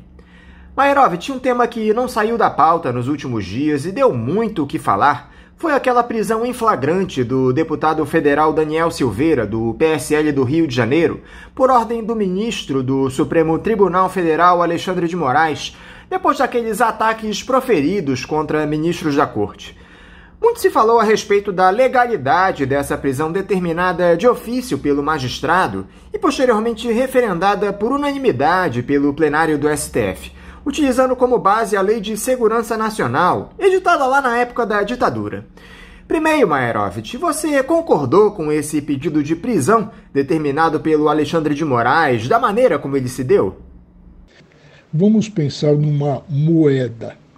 Na cara da moeda, o deputado Daniel Silveira, da esquadra neofascista do presidente Bolsonaro. Esta é a cara da moeda. Ele atentou ao Estado Democrático de Direito e esculhambou, ofendeu a honra dos ministros do Supremo. No resumo, ele cometeu crimes, e crimes graves. Agora, Anderson, eu giro a moeda e coloco no lado da cara do Supremo Tribunal Federal. Do tribunal sem armas, que era, o Supremo armou-se e tem à mão, pronto para sacar, e já fez isso algumas vezes, a potente arma proibida constitucionalmente e chamada inquérito judicial. É uma arma criada pela Inquisição, isso lá no século XIII. O inquisidor investigava, colhia a prova acusatória e julgava ele mesmo, como está acontecendo com o Supremo. O ministro apura, acusa, e ele mesmo vai julgar, e ele e os seus pares são vítimas. Agora, o inquérito judicial aberto por portaria do então presidente Toffoli levou à Inquisição. O método bárbaro e violento que durou fortemente nos séculos XIII e XIV levou o Toffoli esse método para o Supremo Tribunal. Toffoli, para as funções de Torquemada Tupiniquim, na portaria que ele inventou esse inquérito judicial, ele designou o ministro Alexandre de Moraes. E o Moraes, ministro, virou uma espécie de xerife. E o Supremo passou a ter a sua delegacia de polícia togada. No dia da manifestação neofascista do deputado, que foi em vídeo difundido pelo YouTube, o Fux tomou conhecimento do vídeo e passou ao xerife inquisidor Moraes, o Torquemada do Supremo, passou o caso. E Moraes virou como Torquemada e viu uma situação de flagrante de crimes. A situação de flagrância em crime continuado e de efeitos permanentes. Essa situação vem sendo contestada por juristas, mas é tecnicamente bem defensável. Agora, atenção, indefensável é um inquérito judicial. Não existe inquérito judicial. Juiz não preside inquérito. Tendo notícia de um crime, eu chamo novamente a atenção, diz a lei, dever o juiz acionar o Ministério Público. Tendo notícia de crime, repassa ao Ministério Público. Mas Fux e Moraes não fizeram isso. O que eles fizeram? Eles usaram o inconstitucional e ilegal inquérito, ou seja, a arma que foi inventada por portaria do Toffoli, e sem que ele courasse, e também sem que ficasse com a face rubra o xerife, o Torquemada Tupiniquim. Na nossa Constituição, é bom lembrar, o método inquisitivo, persecutório, apuratório, não pode ser feito por juiz e, portanto, não podia ter sido esse método se apropriar do Supremo dele. Então, e agora, Anderson, eu vou ver a moeda no seu todo, nas suas duas faces, e concluir que a prisão era necessária e o flagrante por crime continuado poderia sim ocorrer. Foi forçado, mas poderia ocorrer. O que não poderia era o xerife Alexandre de Moraes determinar, e em sede de inquérito judicial, essas medidas. E o que aconteceu? Esse inquérito judicial está virando um saco de gatos, onde cabe tudo, menos a Constituição. Essa prisão acabou suscitando mais uma vez o debate a respeito da imunidade que é concedida aos parlamentares para expressarem suas opiniões e defenderem suas pautas. Eu queria saber de você, Maierovitch, com toda a sua experiência como jurista, qual é o limite da imunidade parlamentar? Da tribuna da Câmara, a opinião é livre. O deputado Anderson, da tribuna, atenção, da tribuna, fala como representante do povo e não pode ter amarras. Se o deputado, na fala da tribuna, contraria a Constituição que prometeu defender, jurou obediência, e que representa a bússola, o caminho e onde está limitada a representação, o mandato que recebeu do eleitor, ele estará sujeito a processo disciplinar interno na Câmara e poderá perder o mandato, observado o devido processo legal. Agora, eu vou ao caso do deputado Daniel Silveira, ao concreto. Ele falou fora da tribuna. Ele não falou na Câmara, em sessão. Ele falou fora da tribuna. Externou opinião onde atentou à Constituição, ao regime democrático, ao Estado de Direito e ofendeu a honra dos ministros do Supremo. Nessa situação, por abuso e ao ultrapassar a liberdade de expressão e cair no campo criminal, não existe imunidade e nem a garantia de se expressar irresponsavelmente. Agora, Maierovitch, essa é apenas mais uma das rusgas entre o Legislativo e o Judiciário durante essa gestão do Jair Bolsonaro. A grande questão é que os nossos problemas estão longe de se resumirem a essa relação entre os dois poderes.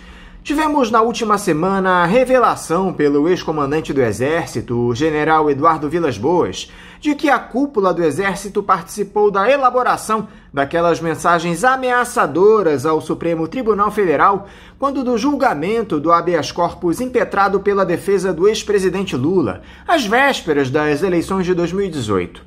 O ministro Edson Fachin reagiu dizendo ser inaceitável esse tipo de pressão das Forças Armadas, só que o próprio Vilas Boas ironizou a demora de 3 anos para um posicionamento dos magistrados. O próprio Fachin já havia demonstrado preocupação com o risco de uma ruptura democrática até as eleições de 2022. Com todos esses fatos que estão colocados, você compartilha da preocupação do ministro do Supremo, Maierovitch? Anderson, o ministro Fachin, que presidirá as eleições presidenciais em 2022, ele marcou posição e pretende não sair da ribalta. O Fachin, com autoridade, ele reagiu ao dizer que a pressão de militares sobre o Supremo é inaceitável, e é inaceitável mesmo. Tudo decorreu do conteúdo de um livro recém-lançado pelo general Vilas Boas, que foi comandante do Exército. Então, essa resposta do Fachin tem a ver com esse livro. O Vilas Boas, no livro, voltou a tocar na tecla de específica e frustrada pressão junto ao Supremo. Isso quando militares, e ele como protagonista, pressionaram o Supremo a fim de não conceder habeas corpus preventivo ao Lula. À época da pressão, o Lula teve condenação pelo triplex do Guarujá, confirmada pela segunda instância, e havia o risco de ser preso. Fachin foi o relator do habeas corpus e denegou o habeas corpus, não concedeu a ordem, e o general se sentiu vitorioso na ocasião. À época, a resposta ao general e aos militares partiu do decano do Supremo, que era o ministro Celso de Mello. Era ele, o decano, que tinha essa atribuição de reagir na sessão. E ele reagiu, Celso de Mello, à altura e com argumentos irrespondíveis. Agora, como eu disse, a questão voltou no livro do general Vilas Boas, livro esse que está na praça. Agora, nesse momento, coube ao Fachin, e este era o momento do Fachin, a sua oportunidade de dar um segundo basta ao general. O que parece é querer o general Vilas Boas, que se ele acreditar no que o Bolsonaro falou, vai se achar o responsável pela eleição do Bolsonaro. Agora, o que parece querer o general é um lugar na história, mas pelo aquilo que ele apresenta, ele vai entrar para a história dos golpistas. No mais, eu acho, Anderson, que é um episódio à toa. E não se deve gastar uma vela de libra, sempre valiosa, com um mal defunto, como ensina a sabedoria popular portuguesa. Outro agravante neste cenário, Maierovitch, é a obsessão do presidente Jair Bolsonaro em liberar o acesso a armas no Brasil, com o intuito claro de fortalecer aquelas milícias que defendem o autoritarismo, a quebra das liberdades individuais. Cabe ao presidente emitir decretos a respeito desse tema, Maierovitch, sendo que já há no país uma lei que define as condições para acesso das pessoas a armas de fogo. Qual é a sua análise para a constitucionalidade desse decreto e o seu real interesse? Devemos lembrar que o Brasil, no ranqueamento internacional, ocupa o terceiro lugar dos países exportadores de armas. Ele divide o degrau, o terceiro lugar, com a Argentina, Itália e Suíça. Em conclusão, o Brasil exporta armas, então exporta violência. De exportador de armas conhecido, o Brasil internacionalmente é visto como tendo um presidente da República, o Bolsonaro, que é adepto da liberação de armas para porte e uso pessoal. Como o Bolsonaro não é um democrata, é um incentivador de milícias, além de tentar cooptar policiais militares e membros das Forças Armadas, os decretos do Bolsonaro, em especial com relação a armamentos e munições, devem ser analisados com muita atenção, com lupa. No caso do seu último decreto, do Bolsonaro, ele ultrapassou a fronteira da regulamentação e tomou, em razão disso, o lugar do legislador. Portanto, grande parte do seu decreto fere a Constituição. Vale dizer, é inconstitucional. Bolsonaro, que sempre se mostrou um sabujo, um fâmulo do ex-presidente Trump, não hesitará em formar milícias armadas, como fez, aliás, o Mussolini com as suas milícias fascistas, os camicie nere, os camisas negras. Os tentáculos do bolsonarismo, Maierovitch, se espalham por diversos setores da institucionalidade. Um deles, de acordo com alguns analistas, está deitado sobre o Ministério Público. O Procurador-Geral da República, Augusto Aras, vem tendo uma atuação muito questionável em alguns episódios. Até a Associação Brasileira de Imprensa já denunciou essa proximidade entre o presidente e o PGR. Mais recentemente, se levantou a suspeita de o Aras estar atuando para defender o presidente nesse inquérito que apura as responsabilidades pelo caos provocado pela pandemia no Amazonas. Isso para citar apenas um evento. Não por acaso já houve uma série de manifestações de integrantes do Ministério Público repudiando atitudes do Aras. Como é que você analisa essa relação de proximidade entre o Procurador-Geral e o Jair Bolsonaro, Maierovitch? Para quem tem olhos de ver, o Aras jamais conseguiria ser procurador-geral se prevalecesse a tradição da lista tríplice. O Aras jamais entraria numa lista tríplice do Ministério Público. Isso porque, desde que ele optou em 88 por ser meio procurador e meio advogado, ele ficou marcado na instituição Ministério Público. Aras ficou com dois chapéus. Ora era advogado e ora era procurador. Ora usava o chapéu de advogado, ora o de procurador, conforme a ocasião. O que passou a ser proibido pela Constituição de 88.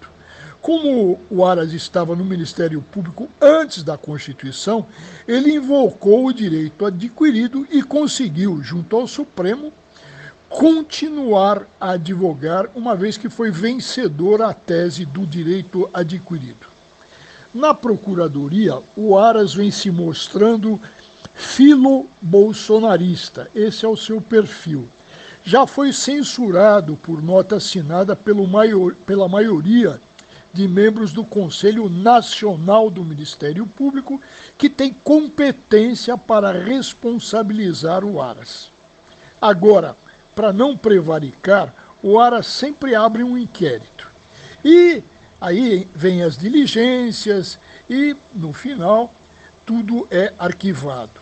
Bolsonaro continua sem máscara e sem distanciamento, andando como se nós não estivéssemos numa pandemia. Ora, isso é crime contra a saúde pública, está tipificado no artigo 268 do Código Penal. Vou repetir, artigo 268. E o Aras, o que faz? Não faz absolutamente nada. Bom, o Senado, por sua vez, que tem competência constitucional para aplicar um cartão vermelho no Aras no curso do seu mandato, ainda nem cogitou de fazer isso. Então, Anderson, preocupa o fato de Bolsonaro ter já no Congresso eleito presidente para a Câmara e para o Senado, pessoas ligadas a ele, e preocupa ele ter o titular da ação penal, o Aras, aquele que pode processar criminalmente o próprio Bolsonaro e até os seus dois filhos, o deputado e o senador. Preocupa o fato de Aras ter esse perfil filo-bolsonarista. Caberia algum tipo de contestação judicial a esses posicionamentos do Augusto Aras em defesa do Jair Bolsonaro, Mairovitch? Me parece que é o Senado que agiria nesse tipo de caso, mas o STF pode ser acionado de alguma forma caso se entenda que o PGR não está atuando de acordo com a independência que seu cargo exige? Anderson, eu lembraria, aproveitando essa sua pergunta, para fazer uma colocação, para ficar bem claro, e vou citar a tragédia de Manaus.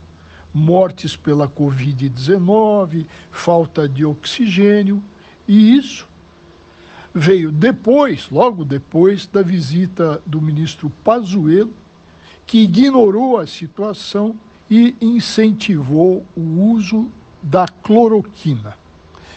O Aras escreveu que as apurações com relação a essa tragédia deveriam ficar por conta exclusiva do Ministério da Saúde. O ministro da Saúde e o presidente da República, o Bolsonaro, em tese, são corresponsáveis pela calamitosa e trágica situação e ocorrências. Ao declinar da sua atribuição, como se ele pudesse prevaricar, o Aras colocou o ministro Pazuello, Eduardo, e o presidente Bolsonaro como isentos de responsabilidades. A lembrar, Pazuello, por ser ministro, é um agente da autoridade do presidente Bolsonaro. Tem mais, Pazuello declarou-se sabujamente fiel cumpridor das ordens do Bolsonaro. Atenção, a nota do Aras provocou a indignação em 6 membros do Conselho Superior do Ministério Público, ou seja, na maioria. O repúdio se tornou público no mesmo dia da ciência pública da nota do procurador Aras.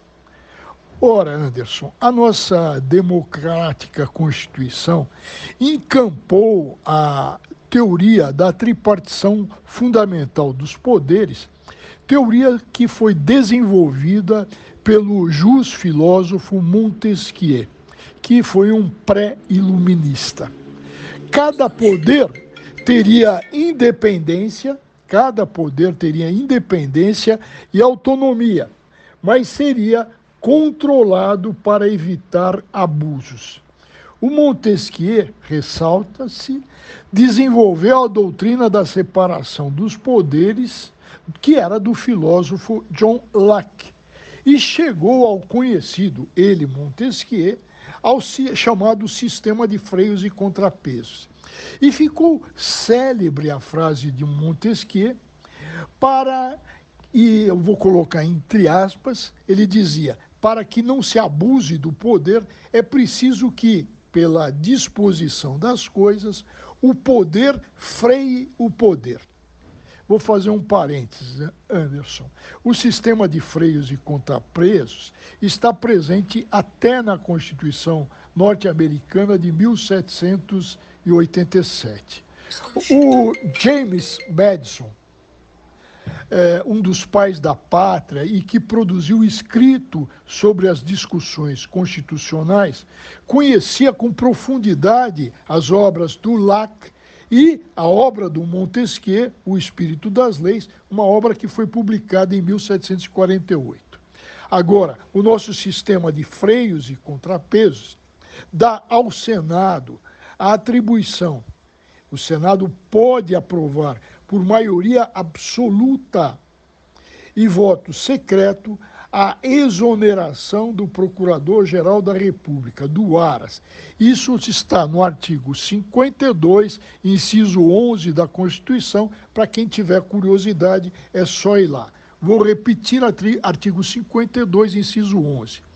Na mesma linha dos freios e contrapesos, o Procurador-Geral da Justiça, por crime tentado ou consumado, poderá ser, por determinação vinculante, atenção, vinculante do Conselho Superior do Ministério Público, poderá ser denunciado criminalmente. Quer dizer, o Aras pode ser denunciado criminosamente. Ou criminalmente, melhor. O artigo 57, anotem aí, inciso 10, da Lei Complementar número 73, que é de 1993, estabelece caber ao subprocurador designado pelo Conselho Superior a atribuição de processar criminalmente o Procurador-Geral da República, o Augusto Aras. Eu escrevi tudo isso num artigo que está no jornal O Estado de São Paulo. Com efeito, uma expressiva maioria de membros do Conselho do Ministério Público advertiu o Aras em nota de 20 de janeiro, e nota que ressaltava o perigo de ele continuar a usar contorcionismos jurídicos para agradar o Bolsonaro. O Ministério Público, como todo mundo sabe, é a instituição fundamental à democracia e goza de independência e de autonomia. E não se presta atenção a subserviências. A advertência desses subprocuradores, que recebeu eufemisticamente o designativo de nota e mostra uma situação limite com relação ao crime de prevaricação, colocaram o Aras numa situação que eu vou chamar, tomando de empréstimo o direito trabalhista, de aviso prévio. Ele foi colocado em aviso prévio. E tanto isso funcionou que imediatamente ele mandou instaurar um inquérito. Mas quem aparece no centro desse inquérito não é o Bolsonaro, mas é o ministro Pazuello. Isso dá bem a ideia, Anderson, do que eu venho chamando de filo-bolsonarismo com relação ao Bolsonaro pelo Aras. Para encerrar, Maierovitch, o ex-juiz Sérgio Moro virou alvo de muitas suspeitas depois das revelações daqueles novos supostos diálogos entre ele e os procuradores da Lava Jato de Curitiba, que teriam atuado em conjunto para condenar o ex-presidente Lula e retirá-lo da disputa das eleições presidenciais de 2018, abrindo caminho para o Jair Bolsonaro, que viria a indicar o próprio Moro para o Ministério da Justiça e Segurança Pública. Eu queria saber de você duas coisas. Primeiro, você acredita nessa tese de que os representantes do Ministério Público e o ex-juiz tenham agido para prejudicar o Lula? E depois, dá para se acreditar em uma prisão do Sérgio Moro por esse tipo de atuação? 1, 2, 3, 4, 5, 6, 7. Resposta à sétima pergunta. Anderson, eu vou voltar a exemplificar com a moeda, que, como todo brasileiro sabe, tem cara e coroa. Bom, de um lado da moeda, está se vendo o quê? Os diálogos entre Moro e Dallagnol que parte foi apresentado pelo Intercept Brasil, os diálogos entre o Moro e o Dallagnol, ainda não periciados oficialmente, mas mostram, se verdadeiros, atenção, se verdadeiros, uma violação flagrante ao Estado democrático de direito, onde o processo judicial, como já disse em resposta anterior, não é inquisitivo. No nosso processo penal constitucional, a parte acusadora, que é o Ministério Público, não joga de mão com o juiz. E não joga de mão e não pode, jogando ou se aproximando do Ministério Público, tentar encurralar o réu acusado.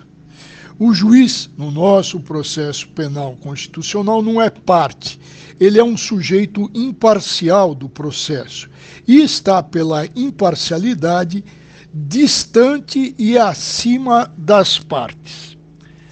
Se verdadeiros os diálogos, é de assustar a promiscuidade entre o Moro e o acusador Dallagnol. Moro, e é bom frisar, na condição de hipócrita. Fingia-se de juiz, mas na prática era um falso. Moro era, ao mesmo tempo, um orientador do órgão acusador e um colaborador, uma espécie aí de assistente de acusação. Em resumo, um hipócrita. E o Moro continua a dizer que não lembra dos diálogos, que apagou e não os reconhece. Esse é um ponto.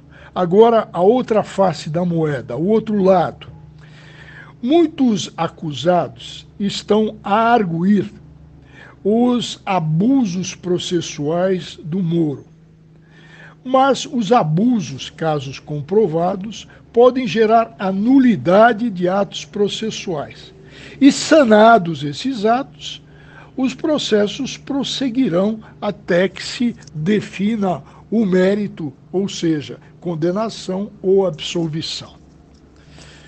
Se um lado da moeda mostra a hipocrisia do Moro e seu apetite incontrolável de busca de poder, um Moro provinciano, de outro, não se pode negar que a democracia brasileira tinha virado uma cleptocracia, ou seja, onde imperava o poder dos corruptos e dos ladrões. É bom lembrar que a Lava Jato recuperou 4,3 bilhões de reais e outros 15 bilhões de reais estão a caminho. Graças à Lava Jato se conseguiu, isso é importante, a cooperação internacional, até a cooperação da Suíça, que tinha a fama de lavar mais branco, de ser uma grande lavanderia. Mas por lá se decidiu, depois de recursos rejeitados pela sua justiça, pela justiça da Suíça, se conseguiu, pela cooperação internacional, desmascarar e informar, por exemplo, a fortuna sem justa causa do senador José Serra. Ele lutou, que ele não queria que a Suíça informasse o Brasil que ele tinha dinheiro fora, e muito dinheiro, e tinha conta corrente na Suíça. Com relação à Lava Jato, figuras como Eduardo Cunha, Palocci, Marcelo Odebrecht, o empresário, Léo Pinheiro e outros foram, diante de prova provada de corrupção, tirados do cenário político, felizmente. Agora, ao invés de corrigir abusos da Lava Jato, o procurador Aras, que eu já falei, tem perfil filo-bolsonarista, colocou fim à Lava Jato e à Lava Jato de Curitiba. E o sistema conhecido como Força-Tarefa ainda é, mundo afora, usado em situações a exigir pronta repressão a crimes a envolver poderosos e potentes, com ou sem colarinhos brancos. Agora, Anderson, você fala da Operação Mãos Limpas. A Operação Mãos Limpas da Itália, internacionalmente conhecida, apurou corrupção na política partidária italiana. Em termos de roubalheira, a Operação Mãos Limpas, Mani Pulite da Itália, não chega aos pés da Lava Jato. E ela, a Operação Mãos Limpas, não foi anulada. E ninguém foi julgado por juiz parcial. Aliás, os julgamentos sempre foram feitos, de acordo com a organização judiciária italiana, por colegiados. Já em primeiro grau já tem um tribunal, que é um órgão colegiado. Na Itália, em primeiro grau, o julgamento, como regra, é feito por um colégio de magistrados e tem participação popular. Na Itália, foram observadas, na Operação Mãos Limpas, rigorosamente a separação das funções de acusador e de julgador. Esse é o ponto fundamental. Eu resumiria, não houve promiscuidade entre acusadores e julgadores. Walter Maierovitch, muito obrigado mais uma vez por você se dispor a dialogar conosco aqui no Faixa Livre. Eu quero te desejar uma ótima semana de trabalho e deixar aqui o meu abraço.